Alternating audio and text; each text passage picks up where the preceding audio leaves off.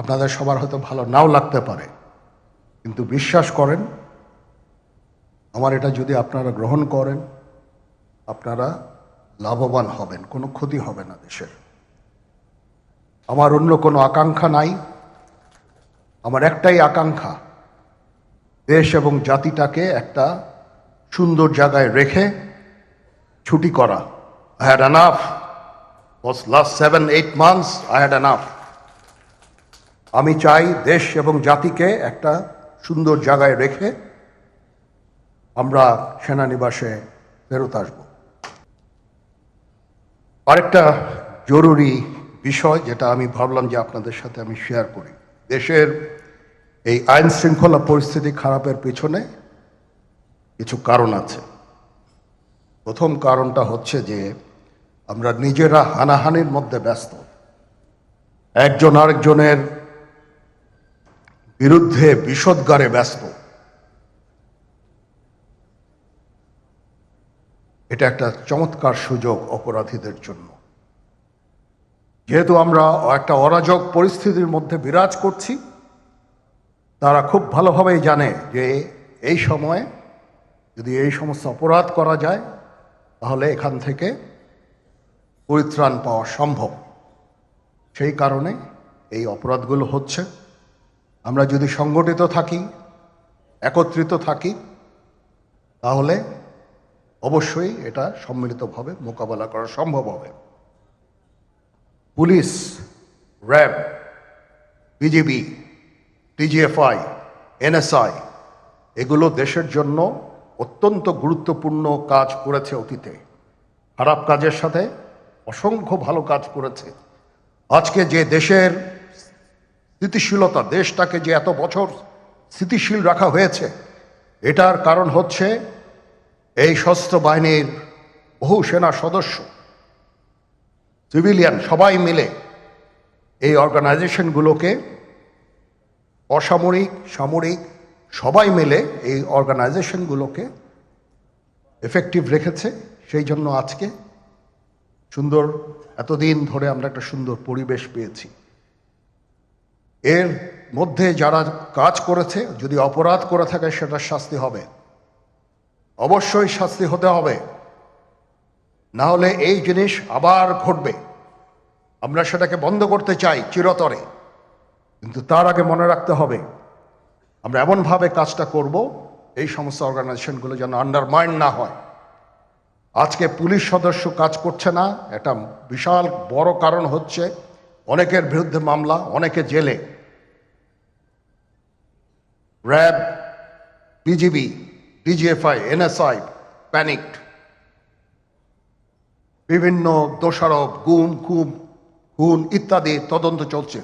অবশ্যই তদন্ত হবে, দোষীদের বিচারের আওতায় আনতে হবে।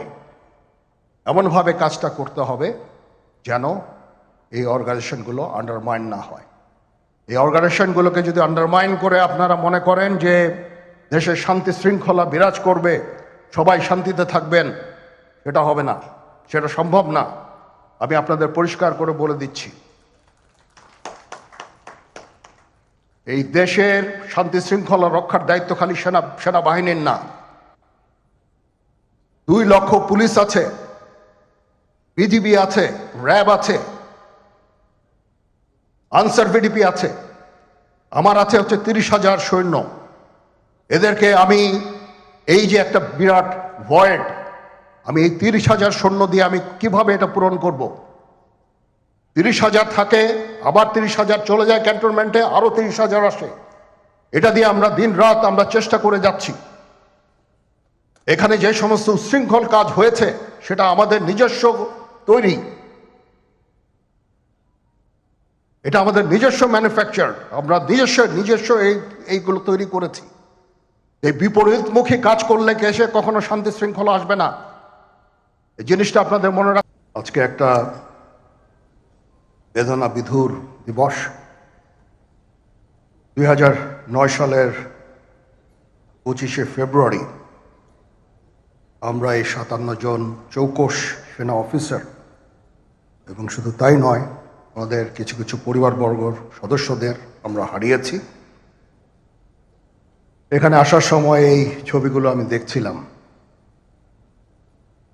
এই ছবিগুলো আপনারা অনেকে ছবিতে দেখেছেন, কিন্তু এগুলো আমার সব চাক্ষুষ দেখা। আমি একটা চাক্ষুষ সাক্ষী এই সমস্ত বর্বরতার। একটা জিনিস আমাদের সবসময় মনে রাখতে হবে,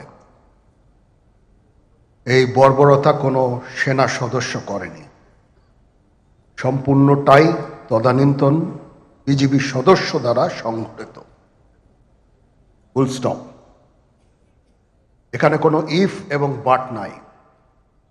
এখানে যদি ইফ এবং বাট আনেন, এই যে বিচারিক কার্যক্রম এতদিন ধরে হয়েছে, 16 বছর ধরে 17 বছর ধরে যারা জেলে আছে, যারা কনভিক্টেড, সেই বিচারিক প্রক্রিয়া ব্যাহত হবে। এই জিনিসটা আমাদের খুব পরিষ্কার করে মনে রাখা প্রয়োজন। এই বিচারিক প্রক্রিয়াকে নষ্ট করবেন না। যে সমস্ত সদস্য শাস্তি পেয়েছে তারা শাস্তি পাওয়ার যোগ্য। এখানে কোনো রাজনৈতিক নেতৃবৃন্দ এর মধ্যে উপস্থিত ছিল কিনা, ইনভলভ ছিল কিনা, বাইরের কোনো শক্তি এর মধ্যে ইনভলভ ছিল কিনা, সেটার জন্য কমিশন করা হয়েছে। কমিশনের চেয়ারম্যান এখানে আছেন, উনি এটা বের করবেন এবং আপনাদের জানাবেন। বটম লাইন হচ্ছে যে এই সমস্ত আমাদের এই চৌকস সেনা সদস্য যারা প্রাণ হারিয়েছেন, তারা প্রাণ হারিয়েছেন তদানীন্তন বিডিআর সদস্যদের গুলিতে। আমরা নিজেরা এই সমস্ত জিনিস নিয়ে অনেক ভিন্ন মত পোষণ করছি। কেউ কেউ এই জিনিসটাকে ভিন্ন খাতে প্রবাহিত করার চেষ্টা করছি। সেটা আমাদের জন্য মঙ্গলজনক হবে না। আজকে যদি আমার যে উপদেশ আমি কিছু দিয়ে যাব, সেটা যদি আপনারা গ্রহণ করেন, আপনারা লাভবান হবেন।